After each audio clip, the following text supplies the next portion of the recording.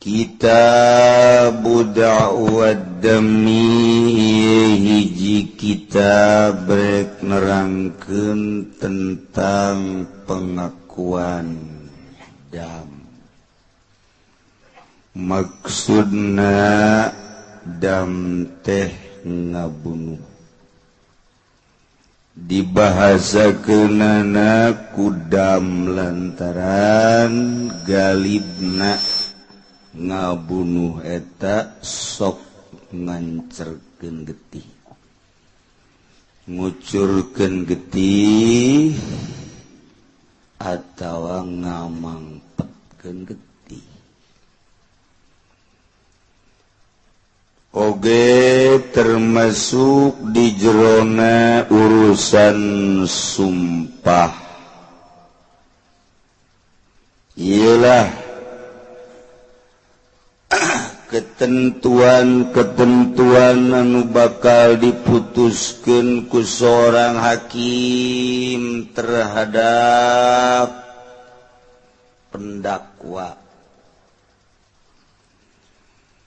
Anu hakim teu meunang sambarangan mutuskeun tanpa diperinci heula. Teu meunang main hukum sambarangan. Komo hukum cek nafsu nama atau menghukumi sendiri. Diaturlah memeh dikenakeun ponis ieu aya penyidikan. Setelah terus diteliti, lamun memang bener pelaku tersebut nu ngadakwa, maka kakarak dihukuman dikenakeun sanksi. Lamun Ki Zaid leungit motor, kemudian susar sasar neangan pelaku pamalinganana, Ki Zaid langsung ngalaporkeun ka polisi bahwa nu malingna adalah Ki Khalid. Eta teh Ki Zaid nu ngalaporkeun pelaku maling motor dirina adalah Khalid, kudu ngabogaan argumentasi, kudu ngabogaan dalil, ngabogaan kekuatan.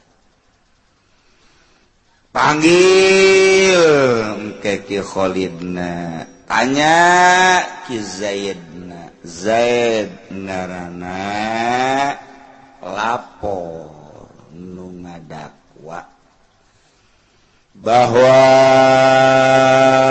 Khalid maling motor kaula.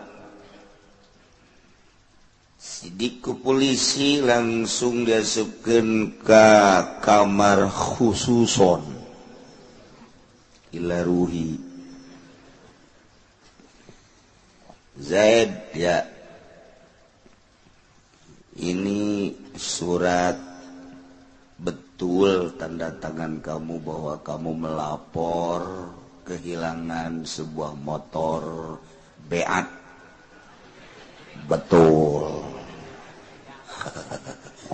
Biasa di jidah merenya itu bisa disebut Beat banyak. Lantas setelah itu kamu mendakwa bahwa pelakunya adalah Ki Khalid, betul? Betul. Berdasarkan apa kamu? Bahwa lapor dan pelaku malingnya adalah Khalid. Itu Pak, begitu saya ketemu dengan Khalid dia ngegerebek Pak. Apa itu ngegerebek?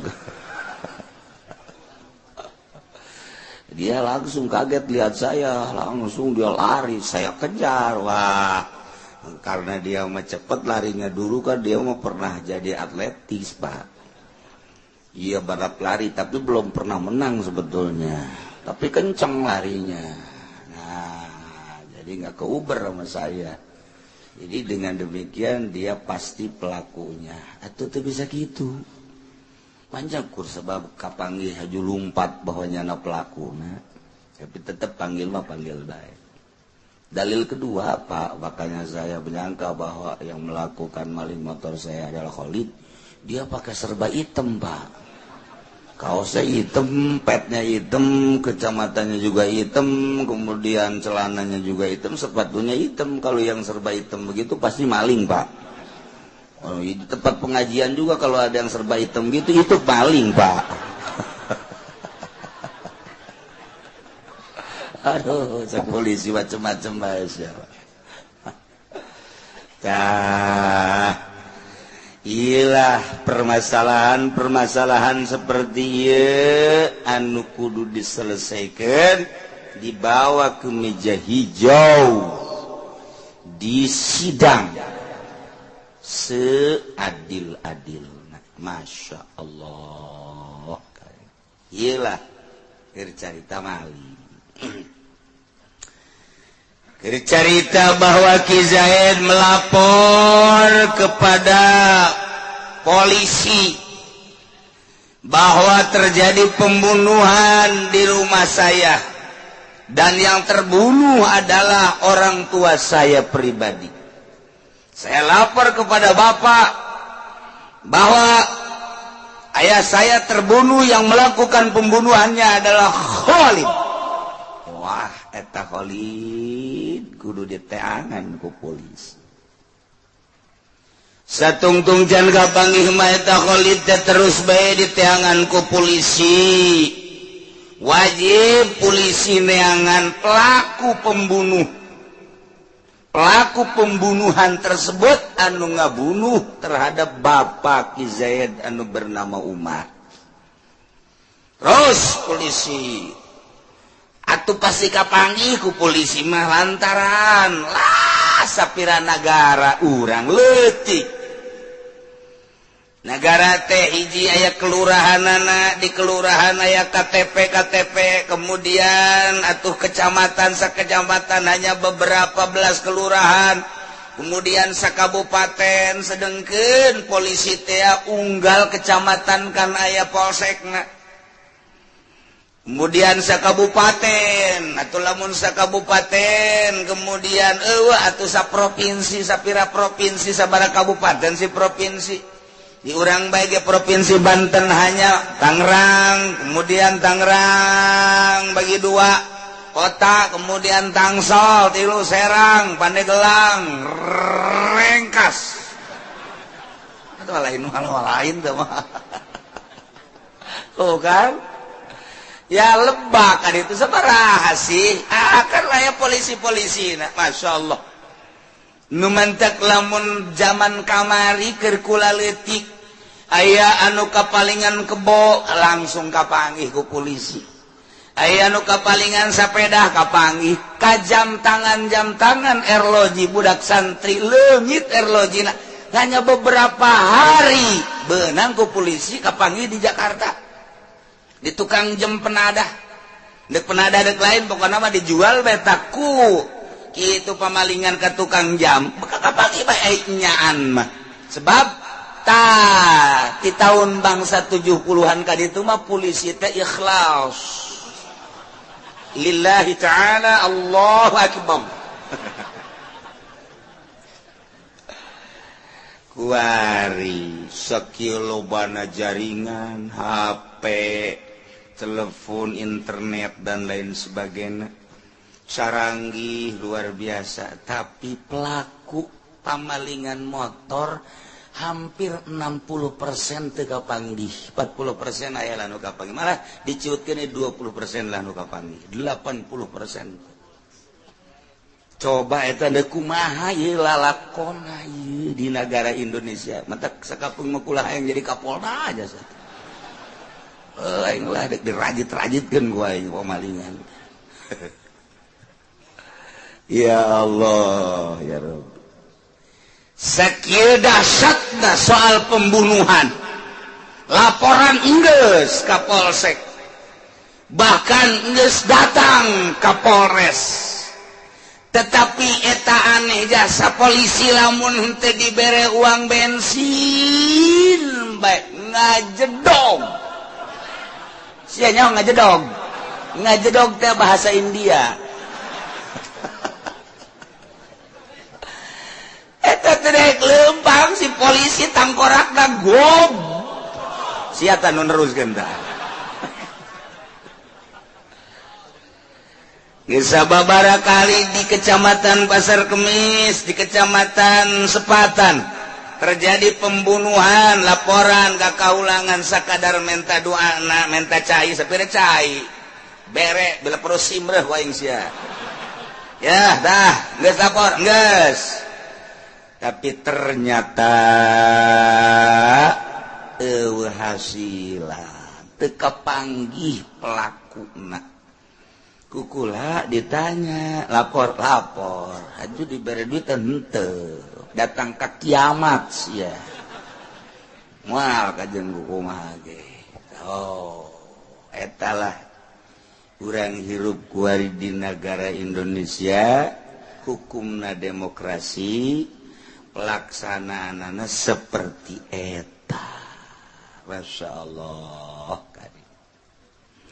Jadi lamun urang ngungkap permasalahan kasus-kasus anu aya di Indonesia nu urang nyaho nu henteu selesai numpuk permasalahan. Masya Allah kan. Kadang unik permasalahan leutik jadi gede, permasalahan gede jadi leutik, bahkan dikabur-kaburkeun permasalahan teh. Iyalah Indonesia. Lain bae Indonesia nu di negara maka aturan demokrasi hak asasi manusia HAM kieu bae di mana ge. Jadi neangan keadilan moal kapanggih kajen kumaha ge. Nemantak dikarikaturkeun ku Gus Dur aya seorang raja eta hebat jasa pohara siun kabeh ka eta raja. Setiap bulan kunjungannya ka kabupaten mun kuari.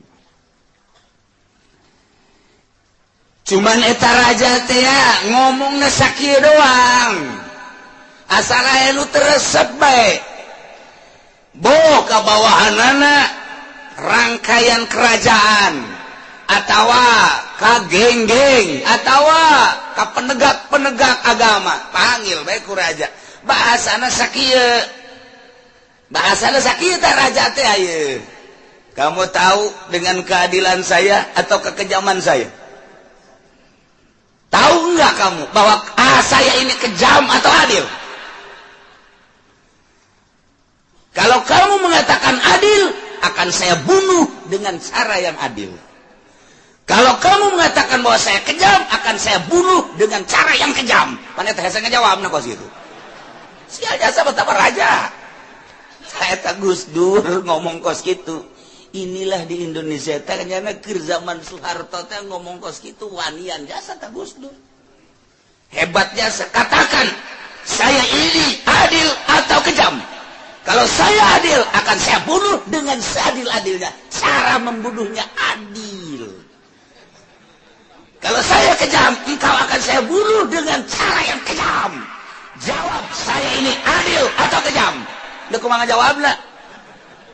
Kerok. Wani eta Gus Dur ngomong kos itu. Sekarang tinggal kenangan dengan Gus Dur. Tidak yang nyulunah nyeleneh. Di negara teu kumaha urang informasi akurat. NU tinggal NU, PKB tinggal PKB, ngusruk kabeh. Saha memberikan informasi akurat tentang politik, tentang perekonomian, tentang kejadian-kejadian. Cemoohkan Gus Dur, orang yang mencemooh Gus Dur saja rindu dengan statement-statement politiknya. Kuarinya nangis saya di alam nu itu, gali deui kuari tulangna kena keluar.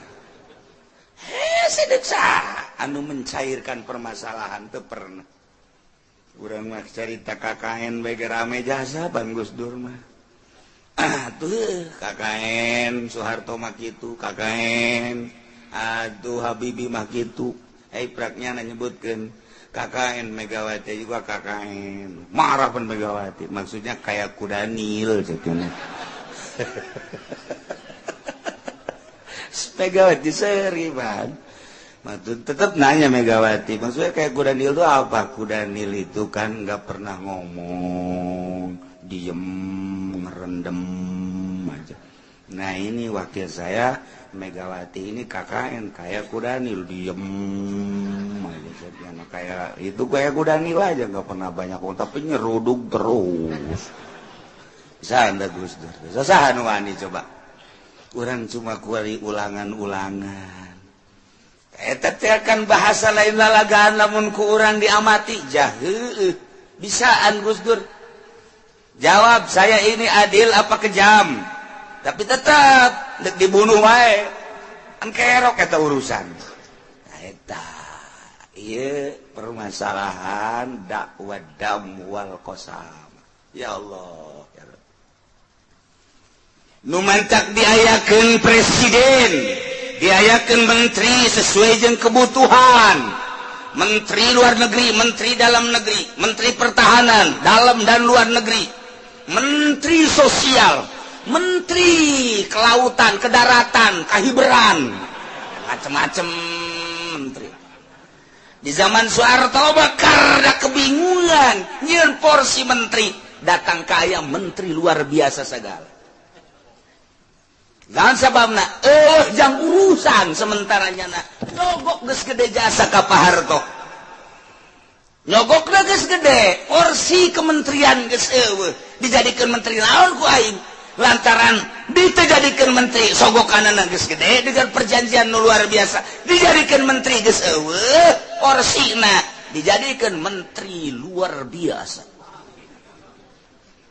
ya berarti negara geus kitu deh urusan rakyat apa lain ayo coba di zaman Pak Harto kos kitu di zaman Pak Harto bae geus kos kitu komo kadieuna ma min zamanin illa ba'dahu syarr teu aya hiji zaman kecuali sanggeusna leuwih jahat leuwih goreng ulah diharepkeun sabada Gus Dur bakal bagus sabada itu SBY bakal leuwih bagus sabada Kuari leuwih bagus ulah diharep mantak maning memperbaiki diri orang mendekatkan diri ibadah ka Gusti Allah Subhanahu wa ta'ala nu mantak diayakeun pamimpin soteh jang urusan rakyat kapanggih keadilan kejujuran abeh rakyat teh bisa meluapkan aspirasi dibere wadah jang supaya dicairkan permasalahan teh DPR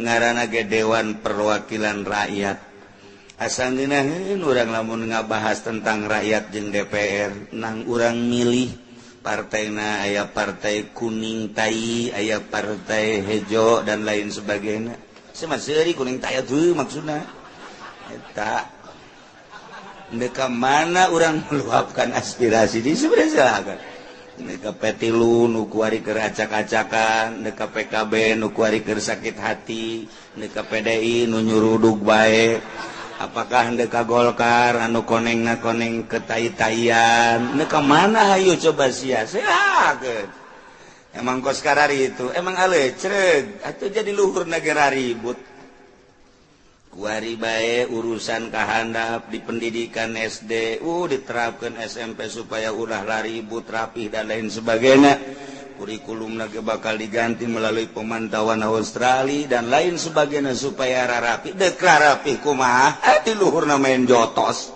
atau contohan bae sih ku di luhur budak sapira budak SD sapira budak SMP ya mun jeung aing didagorkeun huluna ku aing sia teu pacar aing bener bae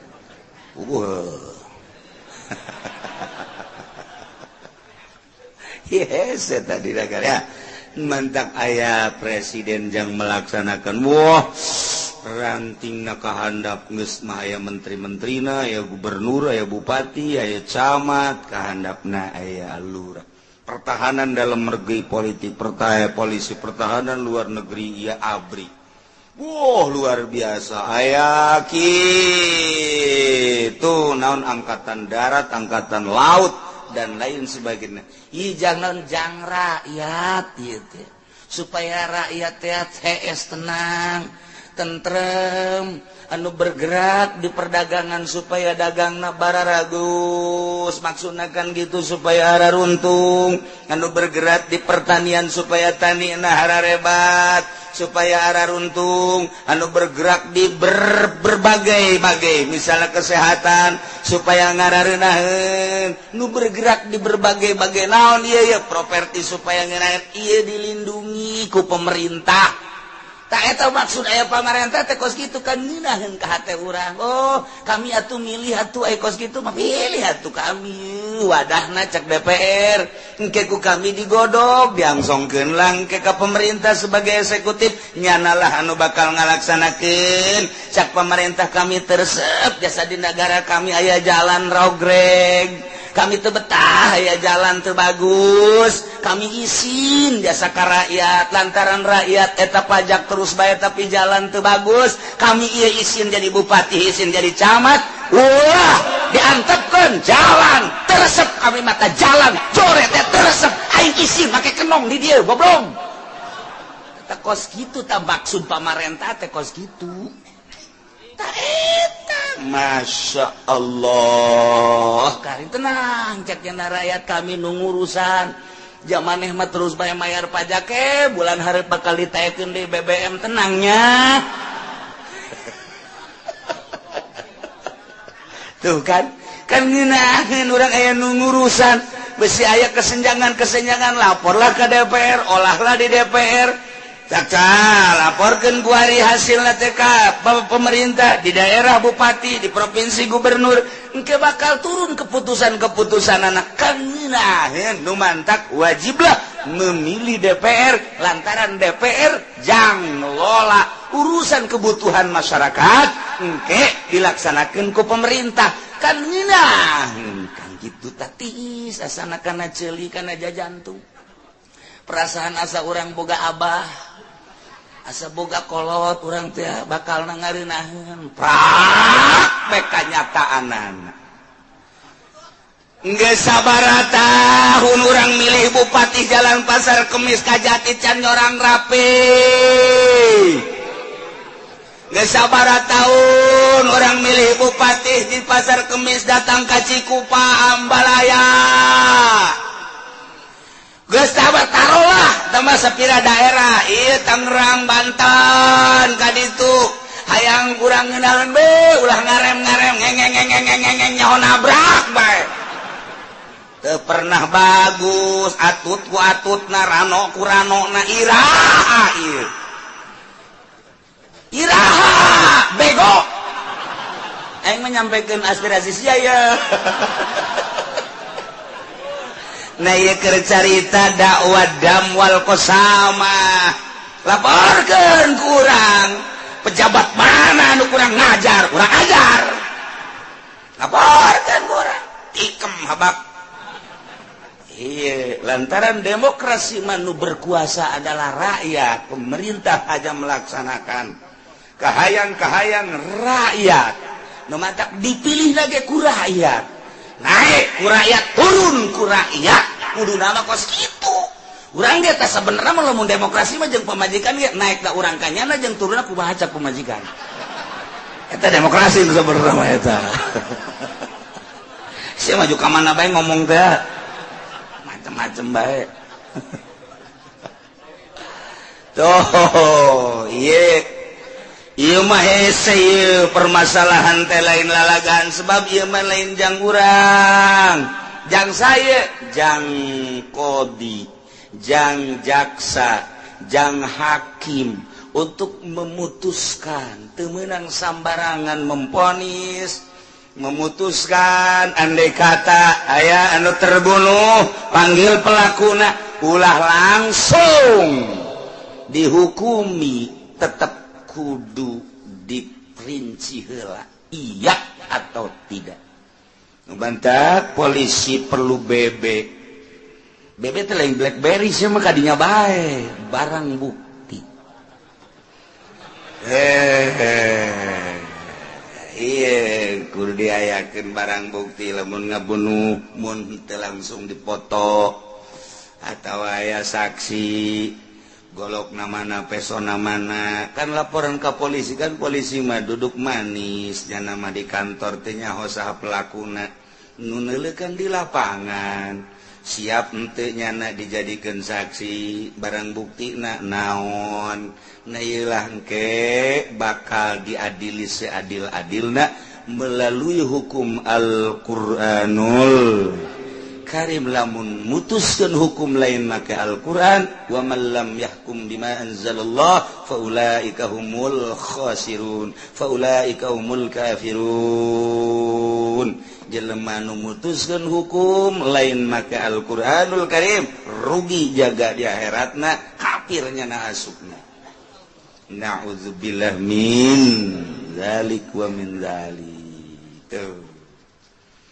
Urang kamari nyaritakeun tentang jinayah tentang kisos anu hukum-hukumna geus dijelaskeun motif daripada pembunuhan aya anu sengaja motif dari pembunuhan teh aya anu kesalahan motif pembunuhan teh aya anu semi ngahaja dalam penganiayaan terhadap orang lain aya anu memang dibunuh selesai urusanana nyawana aya anu sakadar celina aya anu sakadar matana anu sakadar bibirna letahna leungeunna sukuna sirahna geus diatur ngaran-ngaranna ketika seseorang melukai kepala kedalaman lukana sabaraha geus diatur kamari ku urang waduh lamun balikan deui ka handap geus angel jasa geus eueuh inget hiji aja wari lamun ulangan amun bisa 10 bae balik mun teu bisa ulah balik moal barali kabeh bingung aing mah mere daharna ieu ka jeung ya nu inget hiji-hiji aja urang masyaallah karim tatu-tatu anu kamari geus dicaritakeun na ieu teh nu bakal dikenakeun hukum ku jaksa ku hakim ketika menganiaya mata, ketika menganiaya hidung, ketika menganiaya celi, ketika menganiaya beteng, ketika menganiaya leungeun. Kemudian leungeun ge aya nu saramo doang, aya nu 5 ramo, aya nu datang ka dieu, aya nu datang ka dieu. Ieu hukum-hukumna geus dijelaskeun, ngan ku ari mah neuk ngajelaskeun saha pelakuna, sameme diponisnya pelaku kudu ririnci heula. Teu meunang sambarangan. Masya Allah. Urang keur Lembang kapanggih jeung hiji jelema jeje teh sendal aing dipake kunyana. Laporkeun ku aing ke polisi. Laporkeun ku urang nya dipanggil. Ajunyana kapan teu senang. Ye enak aja. Main lapor-laporin aja. Emangnya dia cuma dia yang punya sendal gini itu saya juga gablek. Wah. Polisi gak bingung apa itu gablek. Kayaknya kayak dia aja yang punya, nggak bisa kan adu kekuatan argumentasi dalil iya nu ngalaporkeun bahwa eta teh sendal naon sia kekuatan dalilna bahwa eta teh sendal sia ayo iya bahwa maneh teh ngaku lain sendalnya bahwa ieu teh sendal maneh naon deui dalilna adu argumentasi adu kekuatan mana nu paling kuat iyalah engke diputus ku hakim. Masya Allah numantak iman lain lalawora ngaji teh hese sebenarnya itu kudu diaji majalin pegawaian urang teh kudu mantak hese sebagai ilmu masalah nggak masalah ya mah ngarokok ngopi cek nu di luar ge teh kudu dibijan teh mah ya kali mah euker tah euker mah geus benih mati bae terus geus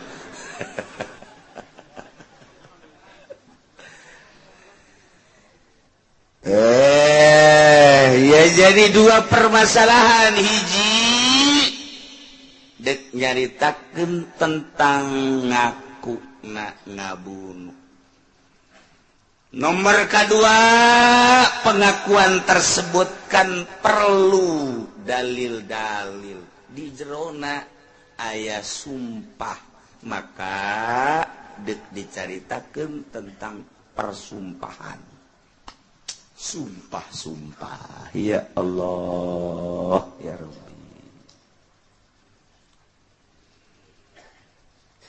urusan tentang dakwaan tersebut ia bakal terjadi genap syarat bisa diterima pengajuan seseorang, laporan seseorang ke polisi, nuku polisi dipanggil diserahkeun kana boga hukum yakni hakim, sidang. Di persidangan bisa divonis setelah aya genep syarat. Masya Allah. Yustaratu ayu fasila ma yadda'ihi. Nomor kahiji syarat nomor kahiji. Ayu pasila kudu ngajelaskeun jelema anu ngaku ngabunuh mayadai karena kalakuan lukunyana di aku, pembunuhan lukunyana di aku kudu dirinci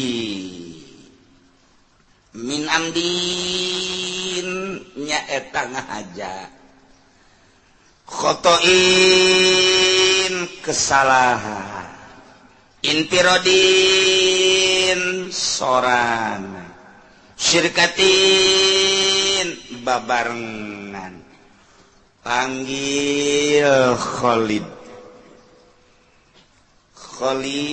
kuari jelema anu dipanggil ku kejaksaan dengan kasus bahwa Khalid melakukan pembunuhan terhadap Umar.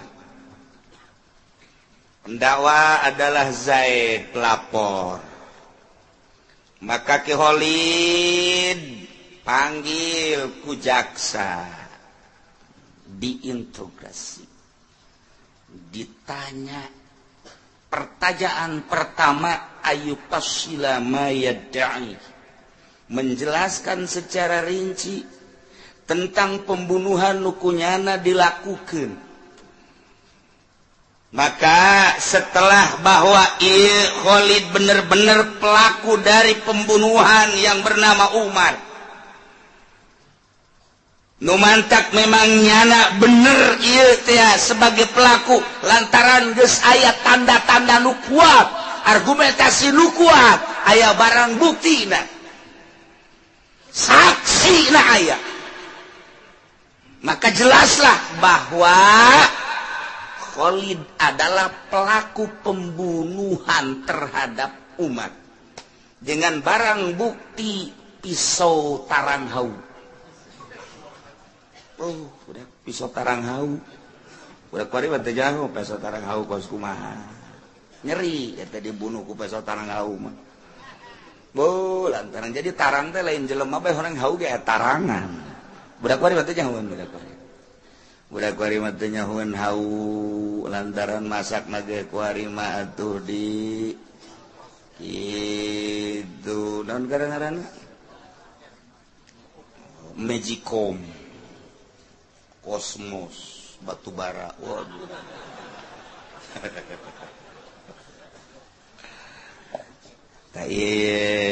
Setelah bahwa bener cek jaksa pelaku pembunuhan terhadap Bapak Umar adalah Khalid. Geus teh jelas pelakuna.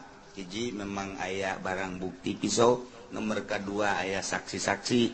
Kuatlah pelaku adalah Khalid. Nah, kuari. Bagus jelas. Tinggalkan diponis ya.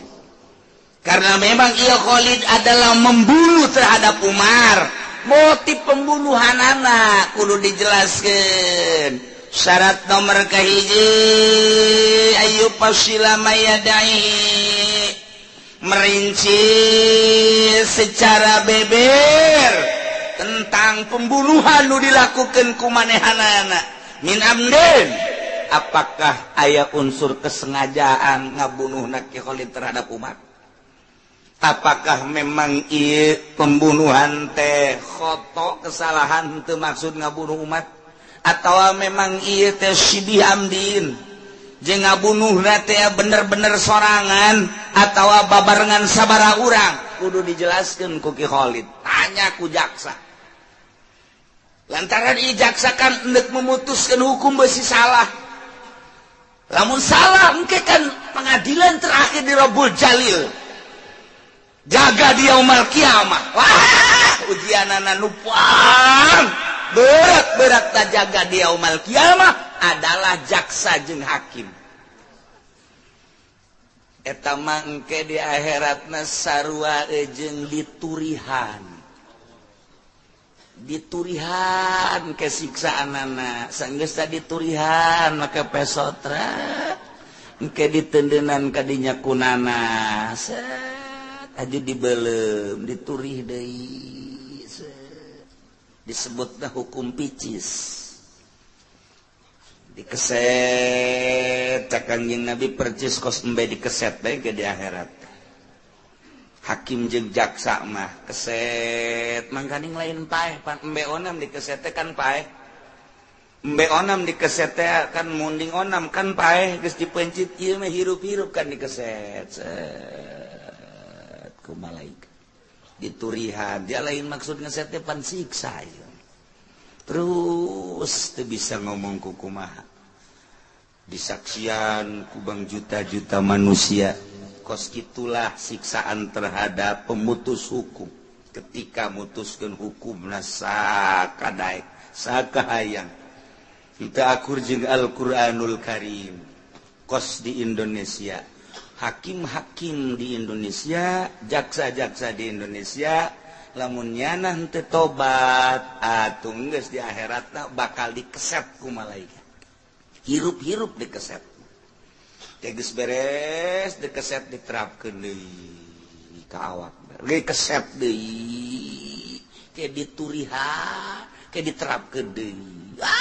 Awak urang kulit urang ieu kat pedal saeutik bege saking nyeri da ieu mah dikeset hirup-hirup teh geus beres ditapalkeun Masya Allah karim sakaratna ku Kanjeng Nabi dijelaskeun hakim jeung jaksa mah percis okos adu dipencit make peso mintul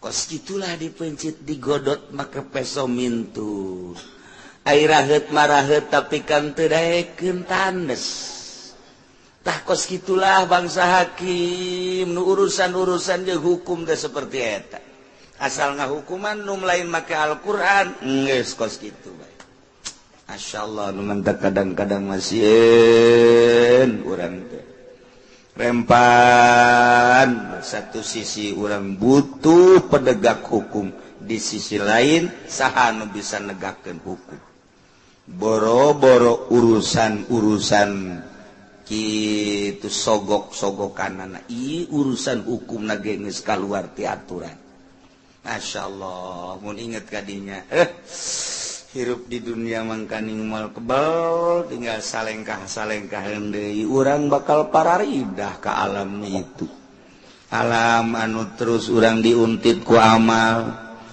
urang mimilu we ka urang bagus kadeuleu bagusna goreng kadeuleu goreng nu milung ke di alam barzah datang ka alam akhirat teh iwal ti amal urang kadeuleu ku urang sorangan amal hade jeung gorengna na ieu sing hararade ieu urang lamun inget karija rempan biasa sih staratu disyaratkeun layu pasila ngajelaskeun secara rinci jelema anu ngaku ngabunuh pelaku pembunuhan setelah diintegrasi diadili nyana bener geus ngaku bahwa nyana ngalakukeun kuari kudu ngajelaskeun tentang motif pembunuhanana apakah memang ngahaja engke kan hukum kumaha mun ngabunuh ngahaja keputusan hukum sanksi apakah memang ieu kasalahan atau memang ngabunuhna sorangan kan beda apakah ngabunuhna sirka rejengan iyalah kudu ngajelaskeun pelaku pembunuhan tersebut di hareupeun jaksa. Masya Allah. Fa in atlaka maka lamun nyanang ngaitlakeun teu merinci tentang motif pembunuhanana maka istabsalahul qadi pentak keterangan serinci-rincina ku qadi. Lamun nyana can ngejelaskeun tentang rincian-rincian motif pembunuhan anu dilakukan kumanehanana terhadap Umar, maka jaksa harus minta sedetail mungkin tentang motif tersebut. Andai kata hari itu tidak bisa memberikan penerangan secara rinci, pendek, besok mulai diadili deui. Isukna can ngejelaskeun tentang motif pembunuhan secara rinci, tangguhkeun deui sampai 2 hari. Istabsalahul qadi. Masya Allah. Sampai nyana bisa ngajelaskan tentang motif pembunuhan. Wakila cek sakal may yuridu anhu nembongkeunlah qadi terhadap pelaku pembunuhan bisa make pancingan-pancingan. Kos gitulah tentang jaksa, tentang hakim. Geus jana malantaran memang silat teh menang sakola lidah teh bisaan hakim cara memancing-memancingna, cara nyampaikeunana anu tatadina teu ngaku jadi ngaku, anu tatadina deuk ngaku jadi henteu. Iyalah jaksa kapinteranana. Memangnya nama kan sakola.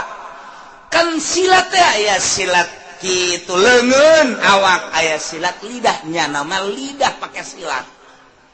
Mantak etalah engke nu bakal kitu diadili seadil-adilna di hareupeun Allah lantaran nyana ngulinkeun lidah. Iya jadi tidak, tidak jadi iya, benar jadi salah, salah jadi benar. Wah, bangsa pengacara, advokat, bangsa nu kaskarar itu, tamah rombongan keseteun malaikat tamah. Ya Allah, ya Rabbi, tah ieu nomor kahiji kudu merinci mayadda'ihi sampai kanyana ngajelaskeun tentang motif. Lamun memang engke dijelaskeun bahwa nyana ngabunuhna sengaja, berarti aya rencana, perencanaan. Wah, berarti menggeus luar biasa. Engke sanksi ngakna gedena. 1 perencanaan, 2 kesengajaanan. Nyana geus kajelaskeun kitu, tinggal saksina nu kamari sanksi-sanksi. Lamun memang motif pembunuhanana khata, ieu mah kasalahan, sangsina engke kumaha. Kemudian nyana ditanya ieu ngabunuhna sorangan, nyana geus bisa ngajelaskeun kenakeun sanksi sakumaha kamari. Lamun nyana ngajelaskeun bahwa motif pembunuhanana ieu adalah babarengan, sabaraha urang nyana babarenganana. Mungkin 2an, mungkin 3an, mungkin 4an, sabaraha urang nyana kudu ngajelaskeun. Nu mantak boro-boro ngabunuh maling bae maling beunang hiji beunang kabeh. Beunang si Edi maling besi di pabrik. Beunang sapeting aja ditanya ke polisi. Jadi kamu nyolong sendiri apa berdua cicing bae? Kamu sendiri apa berdua apa bertiga sih? Cicing bae. Sendiri apa berdua bertiga? Jiwil ku polisi. Nah, ayo, ngaku kamu. Sendiri apa berdua? Hah? Nih, kuping kamu copot nih. Biarin sampai copot aja. Jangan begitu cek polisi, ntar gua goreng lo kuping lo. Kalau copot kan ntar digoreng kayak kuping kambing. Ayo ngaku. Polisi itu bisa. Nah, aku berdua apa? Masih apa? Sama anak bapak. Yang bener lu ah. Macam-macam aja lu. Udah jangan dikembangin lah kalau gitu pada. Sial polisi juga udah keluar dah lah. Yang berbahaya, berat ini mau begini mah itu. Aduh, kayak garemet 2, 3, 4, 5 benar. kos gitulah cerita soal ngebunuh ketikanya narejengan maka memeh aya kabeh pelaku-pelaku tersebut ulah waka diponi